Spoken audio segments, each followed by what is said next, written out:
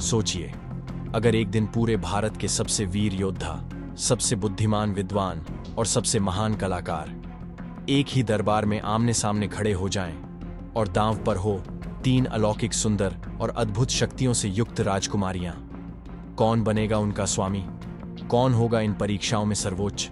और सबसे बड़ी बात, इस स्वयंवर के अंत में कौन सा रहस्य खुलेगा जो पूरी कहानी की दिशा ही बदल देगा? अगर आपको भी रहस्यमय इतिहास, राजसी कथाएं और रोमांच से भरे ट्विस्ट पसंद है तो जल्दी से हमारे चैनल को सब्सक्राइब कर लीजिए, वीडियो को जरूर लाइक करें और इस कहानी को दोस्तों के साथ शेयर करना ना भूलें। तो चलिए वीडियो स्टार्ट करते हैं। प्राचीन भारत के अंधकारमय रहस्यों में छिपी बेताल पच्चीसी, जहां महान राजा विक्रमादित्य और काल के प्रेत बेताल के बीच बुद्धि का युद्ध चलता है। प्रत्येक कहानी एक पहेली है, प्रत्येक उत्तर एक परीक्षा। क्या आप राजा की तरह समस्या का समाधान खोज पाएंगे? प्रस्तुत है बेताल की पहली कहानी, 3 विधवाओं की पहेली। काली अमावस्या की रात थी। चंद्रमा ने अपना मुख छिपा लिया था और भयावह श्मशान भूमि में सिर्फ चिताओं की मंद रोशनी ही दिखाई दे रही थी। उज्जयिनी के महाराज विक्रमादित्य, जो अपने साहस और बुद्धि के लिए प्रसिद्ध थे, एक रहस्यमयी तांत्रिक के आदेश पर श्मशान में स्थित विशाल वट वृक्ष से बेताल को अपने कंधों पर लेकर जा रहे थे। बेताल, काली त्वचा, लंबे उलझे बाल और चमकती लाल आंखों वाला वह प्रेत राजा के कंधे पर बैठकर भी स्थिर नहीं था। उसकी सर्द सांसें राजा की गर्दन पर पड़ रही थी, परंतु विक्रमादित्य अडिग थे। सुनो महाराज विक्रमादित्य, बेताल ने अपनी भयावह परंतु मधुर आवाज में कहा। इस मौन यात्रा को थोड़ा रोचक बनाने के लिए मैं तुम्हें एक कहानी सुनाऊंगा। कहानी के अंत में मैं एक प्रश्न पूछूंगा। यदि तुम जानते हो और फिर भी मौन रहे तो तुम्हारा सिर 100 टुकड़ों में विभाजित हो जाएगा, और यदि तुम उत्तर दोगे तो मैं तुरंत वापस वटवृक्ष पर लौट जाऊंगा। सुनो। प्राचीन काल में विदर्भ देश में वत्सराज नामक एक महान शासक थे।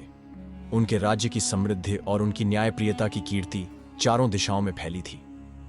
उनके 3 पुत्रियां थीं, अनुसूया, प्रभावती और विनीता।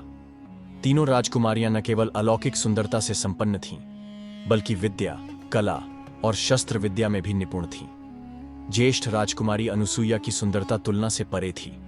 उसके दीर्घ नेत्र कमल की पंखुड़ियों से भी अधिक आकर्षक थे। उसके काले केश इतने लंबे थे कि जब वह महल की छत से झांकती तो उसके बाल नीचे आंगन तक पहुंच जाते। परंतु उसकी वास्तविक सुंदरता उसके हृदय में थी, करुणा और प्रेम से भरा हृदय जो हर प्राणी के दुख को अपना दुख समझता था। मध्य राजकुमारी प्रभावती बुद्धि की देवी थी। 18 विद्याओं और 64 कलाओं में निपुण वह पंडितों को भी वाद विवाद में पराजित कर देती थी। उसके नेत्रों में सदैव जिज्ञासा की चमक रहती और उसके ओठों पर विद्वतापूर्ण वचन। प्रभावती अपने राज्य की रक्षा के लिए सदैव सतर्क रहती, जैसे कोई माता अपने शिशु की रक्षा करती है। कनिष्ठ राजकुमारी विनीता के हाथों में जादू था। उसके स्पर्श से मुरझाए फूल भी खिल उठते। संगीत, नृत्य और चित्रकला में पारंगत, जब वह वीणा बजाती तो स्वयं गंधर्व भी मंत्रमुग्ध हो जाते। उसकी आंखों में बसंत की चंचलता और हृदय में कलाकार की संवेदनशीलता थी। जब तीनों राजकुमारियां विवाह योग्य हुईं तो राजा वत्सराज ने एक भव्य स्वयंवर का आयोजन किया। घोषणा पत्र संपूर्ण भारतवर्ष में भेजे गए। विदर्भ की राजकुमारियों का स्वयंवर, जो राजकुमार शौर्य, बुद्धि और कला में सर्वश्रेष्ठ सिद्ध होगा, वही इन अमूल्य रत्नों का स्वामी बनेगा। स्वयंवर के दिन विदर्भ नगरी उत्सव के रंग में रंगी थी। फूलों की माला से सजी सड़कें, रंग बिरंगी पताकाएं और संगीत की मधुर ध्वनि चारों ओर गूंज रही थी। राजभवन का प्रांगण विभिन्न राज्यों के राजकुमारों, योद्धाओं और कला पारंगतों से भरा था, प्रत्येक अपनी श्रेष्ठता दिखाने और राजकुमारियों का हृदय जीतने के लिए उत्सुक। भीड़ में 3 राजकुमार विशेष रूप से दृष्टिगोचर हो रहे थे। पहला था मगध का राजकुमार धीरज। ऊंचा और सुदृढ़ शरीर, सिंह के समान सीना और बाज जैसी तीखी नजर वाला यह राजकुमार अनेक युद्धों का विजेता था। उसकी तलवार पर 100 योद्धाओं के वध का श्रेय था और उसके घोड़े की गति से वायु भी ईर्ष्या करती थी। लाल रंग के राजसी वस्त्र धारण किए उसके वक्ष पर उसके वीरता के प्रतीक चमक रहे थे। दूसरा था तक्षशिला का राजकुमार सुबुद्धि। छरहरे शरीर और शांत चेहरे वाला यह राजकुमार विश्व के महानतम गुरुकुलों में शिक्षित था। गणित, दर्शन, नीतिशास्त्र और ज्योतिष में पारंगत, वह अपनी बुद्धि से जटिल समस्याओं का समाधान खोज लेता था। नीले रंग के विद्वानोचित वस्त्र पहने, हाथ में प्राचीन ग्रंथ थामे, उसकी आंखें ज्ञान के प्रकाश से जगमगा रही थीं।